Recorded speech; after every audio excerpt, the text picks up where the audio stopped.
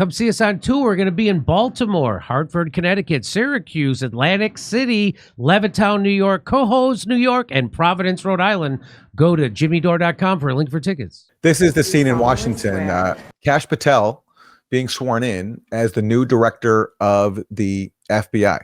Now, for those who don't know Kash Patel, he is a former federal public defender and a former House congressional investigator who was pivotal in exposing the Russiagate scam. Now, among other things, he revealed that the FBI was lying to the FISA surveillance court and hiding the fact that it was relying in its applications for surveillance warrants on Trump campaign volunteer Carter Page, that the Clinton campaign was relying on the Steele dossier, which is the collection of conspiracy theories funded by the Clinton campaign.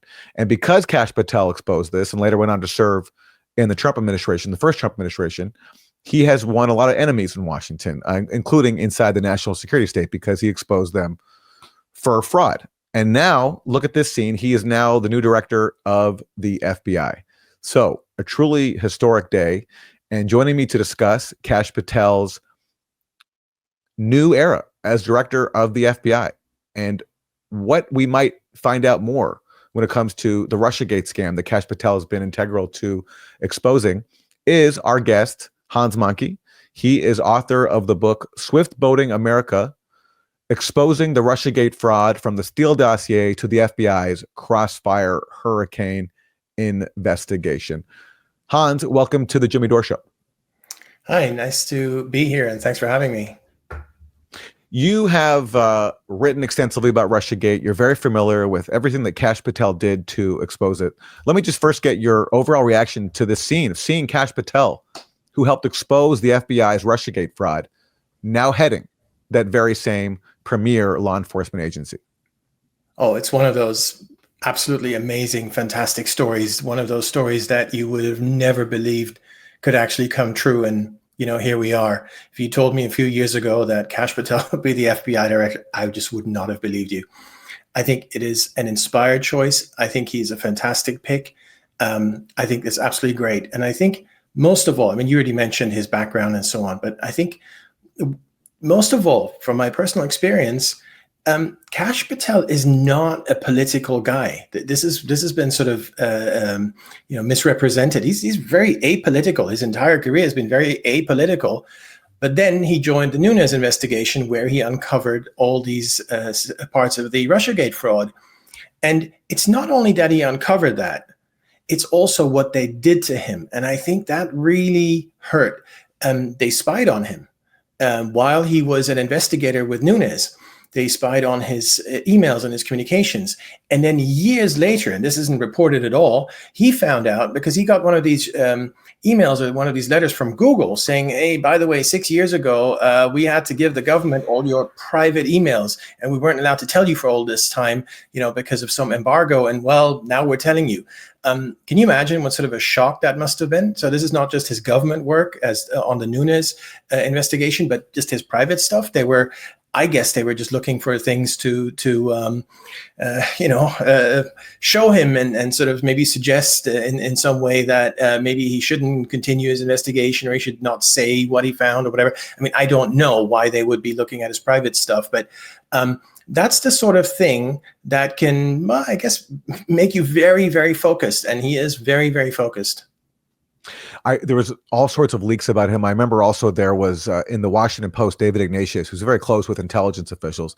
He reported that there had been some sort of complaint behind the scenes against Kash Patel, but it was worded in such a way that the complaint was not actually official. It was like a threat to lodge a complaint against Kash Patel unless he knocked it out, another way to try to intimidate him. But I had forgotten what you're raising was that he was literally spied on because of his work exposing the Russiagate fraud. And since you mentioned the Nunes memo, let's go back to that because people forget this history because years have passed. But at the time when Kash Patel helped write the Nunes memo, it was widely attacked. There was this wall-to-wall hysteria on corporate TV basically saying that Nunes, with Kash Patel's help, had come up with nothing. And what was the basis of that memo? They were saying that the FBI was misleading in its wiretap applications, when it goes to the FISA court and seeks a surveillance warrant, it was misleading, and it was hiding the fact that it was relying on the Steele dossier. And just as a flashback, let's look at how the corporate media covered this back at the time. Views are in. And Congressman Nunes's memo was a dud. The Nunes memo is a dud. Let's start with Sean Hannity. Not to be undeterred by the sort of dud factor of the memo. That this memo was a complete dud. It overpromised and underdelivered. I mean, it's pretty much a dud. I got to tell you, though, I mean, it's kind of a dud. It doesn't really deliver. I prefer really big revealing documents to really narrow duds. This looks like a dud. I could tell you from reading this memo and consulting with a wide range of experts, it's a dud. All right. So, and this goes on and on and on. This was just wall to wall. Nunes came up with nothing. Hans, so what was the real story there? What did Kash Patel and Devin Nunes uncover? And why were these media outlets and their ally Democrats so upset about what was discovered? And you obviously noticed that they put out the talking point, like, call it a dud, and everyone called it a dud. I mean, just that in itself tells you exactly what was going on there in terms of smearing Kash and his memo. So the memo is, in fact, I just reread it recently after a few years of not having looked at it, and it's very understated. It doesn't even sort of, I mean, it scratches on the surface of the fraud that we saw in Russiagate, but it's pretty understated. It focuses quite narrowly on the FBI using Steele for the Carter Page FISA warrant. So Carter Page was a Trump advisor, and they got a FISA warrant to spy on him. And the FBI mentions that there was this guy that they got this information from, but they didn't explain that Clinton was paying for it. I mean, it is a footnote, but they're all kind of, basically they deceived the court. So Kash Patel found out about that. And I think most importantly, he found out that who paid Steele. I mean, that was sort of the big $64,000 question for a long time. And it was very difficult for him to do that because back then Paul Ryan was in charge of the House, and he wasn't going to sign off on any subpoenas or anything like that. It was a really tough push, and eventually they got Ryan to sign off, and then eventually Kash Patel was allowed to go to the bank. He didn't even get any papers, and just visually see these statements to do with Fusion GPS. Whom did they pay for this dossier? And then it turned out that it was Steele being paid by Fusion, being paid by Clinton. So that was the chain there. And he uncovered that.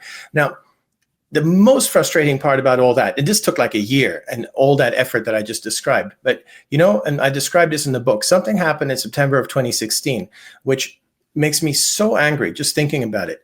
The media knew that Clinton paid Steele because the Clinton campaign paraded him around to the media. They flew Christopher Steele into Washington, D.C. in September of 2016, and then they paraded him around. They took him to the Washington Post offices and said, oh, here's Christopher Steele. Talk to him about Trump, Russia, and this awful guy, Trump and Russia collusion and so on.